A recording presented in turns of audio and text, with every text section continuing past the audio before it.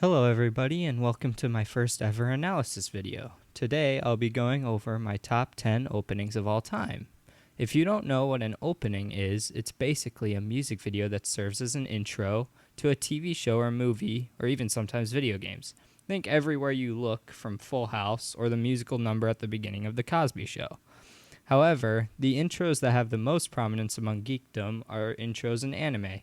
In fact, all of the intros in my top 10 are anime openings in some form or fashion.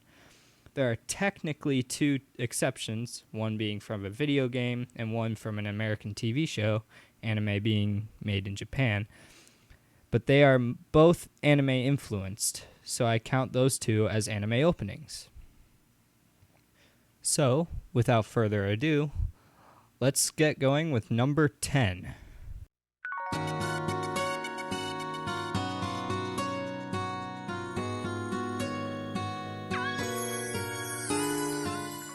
White Wishes by BoA is an interesting opening, if a bit basic, and it's kind of just there. It doesn't really do anything. It doesn't say anything about the story, really. It doesn't really say anything interesting. It's just kind of a music video. It's kind of like a montage of things that happen in the game set to a love song, and it's an interesting opening. It's not a bad opening by any means, but it's just kind of basic, and that's why it's not even in the top 5.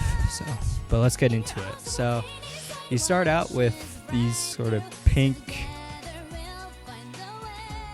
sparkles, I guess. I don't know what I would call them.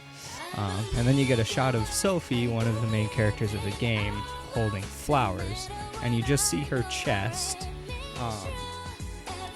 But this is an allusion to, spoilers, Sophie's immortality. She's not a real human being. She was crafted in a pod, and because of this, she is immortal. Interestingly, this shot takes place after the game, and then you get sort of the logo of the game alongside these different images of the cities, and then you get this moment of Asbel, the guy with the red hair, Hubert, the guy with the blue hair, and then Sophie, who I talked about at the beginning of the opening. And they're all talking, and then you see Asbel notice Sharia, the girl with the red hair, and Richard, the guy with the blonde hair, walking up, and then you see this shot of Asbel, Richard, and Sophie, their names inscribed on this tree. And then you see this shot of old Asbel holding his sword some more, pointing it at people. And then you get Sharia, again older, nagging people, and then Pascal being confused about something, and then Sophie asking a question. And then you get Hubert, who is walking with the military that he's joined since the start of the game, because there is a time skip at the very beginning of the game, and because of this, Hubert goes off and joins a different military from the kingdom that he grew up in. And then you get this shot of Malik, who is Asbel's teacher from when Asbel went off to train. And then you get this shot of Richard staring out into nothingness, perhaps. It's unclear what he's looking at. But then you see Asbel backing up to Sophie and Sharia as these soldiers run at them and defeating the soldiers. More action sequences, Sharia using her magic. And then you get this shot of Hubert, Pascal, and Malik all looking at this giant sand dirt monster thing. Hubert shooting, Pascal using her spear, and then Malik throwing his knife sword thing. I don't know what it's actually called. And then you get this shot of Asbel looking it's almost a weird inconsistency with the opening, because that's not really what, from the other scenes of Asbel and the characters, that's the art style here is not very indicative of the art style throughout the opening. So that's interesting. And then you get this shot of him looking out at the sea. And then this scene here is interesting because you have Sophie, Malik, and Sharia, all of the people who have kind of affected where Asbel has gone throughout his life. And you see Sharia sort of being concerned about Asbel because of their sort of romantic connection. And then you get Pascal with her family inventing things, Hubert with his mother, and then Malik with a person from his past. All of these things alluding to, again, things in the story. And then you get this shot of basically the main antagonist of the story, or not the main antagonist, but one of the enemies that they encounter in the story. She actually is who reveals the origins of Sophie to the main cast.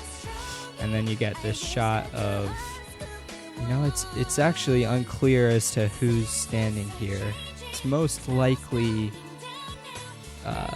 one of Sophie's sisters, if I recall correctly. But then you get the shot of flowers at the meadow where Richard and Asbel were friends, and then you get Richard standing at this tree.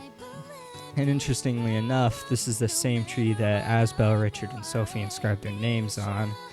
And then Asbel reaches out his hand with a smile on his face, but Richard just sort of walks by him, which is very rude. Richard, you're supposed to be royalty, because he is royalty. So it's a very rude thing to do to Asbel, but this is obviously an allusion to their sort of distance throughout the entire story, and how that over the period of the time skip, Richard fell into darkness and was sort of controlled by an evil force, the main antagonist of the main game. And then you get Sophie, and you get this shot of Asbel carrying Sophie on his back, which is an allusion to their sort of father-daughter, big brother, little sister relationship that's emphasized throughout the entire game. And then you get Richard walking through this weird techno fantasy thing. It's been a while since I've played the game, so I don't know how to recall it. I don't recall the actual name, but he's walking into it, and this is an allusion to where you fight him in the game before he joins your party. And then this is the ship that they travel around in. It's admittedly a pretty cool ship. However, it's not, again, the shot is not particularly interesting. And then you have the gang all flying off into the sunset, or not the sunset, the blue sky. But yeah, and that's basically the opening. And again, it's an interesting opening. However, it's not really important. It doesn't really serve the game beyond having some really pretty animation. But you could have just as easily put more anime cutscenes into the game and had the opening be a montage of the game itself. But hey, it's a decent opening, and that's why it hit my top 10. So on to the next one.